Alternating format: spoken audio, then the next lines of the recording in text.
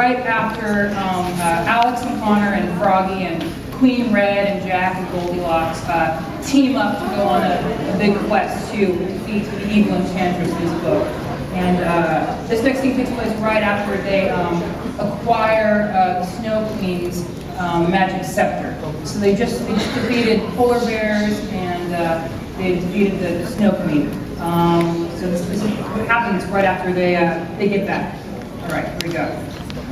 All right, and they're traveling on a big ship. That's also going to be true. We'll find out when you read it. So, you're back, Froggy said, and literally leaped for joy as they climbed aboard the ship. Well, how'd it go? Did you get the scepter?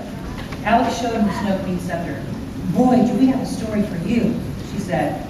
But before Alex could start, Red emerged from the lower deck. Oh good, you're all back. You won't believe what happened to me while you were gone, she said.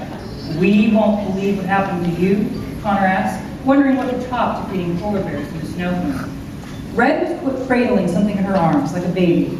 As she neared the others, he could see it was furry and had 4 paws. I got a puppy! Red said, and happily showed them a small dog sleeping in her arms. Where did you get a puppy? Alex asked.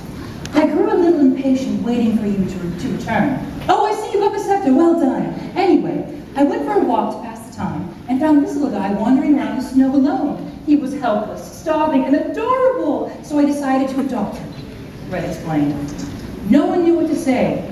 Anything they could have said about retrieving the scepter wouldn't have been nearly as interesting to her as the pup in her arms. Did you name him? Connor asked. I named him Claudius, Red informed him. I named him after one of the characters from my favorite Shaky Fruit play, Hamlet. Froggy hit his forehead with an open hand. Hamlet, my dear, he corrected her. Yes, that's the one, she said. But I'm going to spell the W. Wouldn't that be divine? Claudius with the W. Do you get it?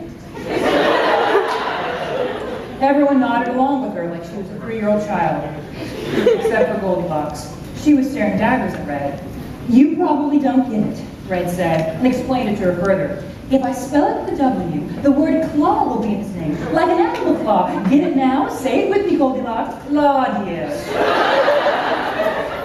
Goldilocks looked down at the small dog, and then back up at Red with a smile. He's very cute. Congratulations. The others did a double take. They'd never seen Goldilocks collect herself so effortlessly before. Thank you, Red said. She climbed the steps back down to the lower deck, rocking her new pet as she went. Oh my, what cute little paws you have, Claudius. Oh my, what precious little eyes you have. Oh my, what pointy little ears you have. Goldilocks began unloading all her weapons, chuckling as she did. That was a big view, Connor said to her.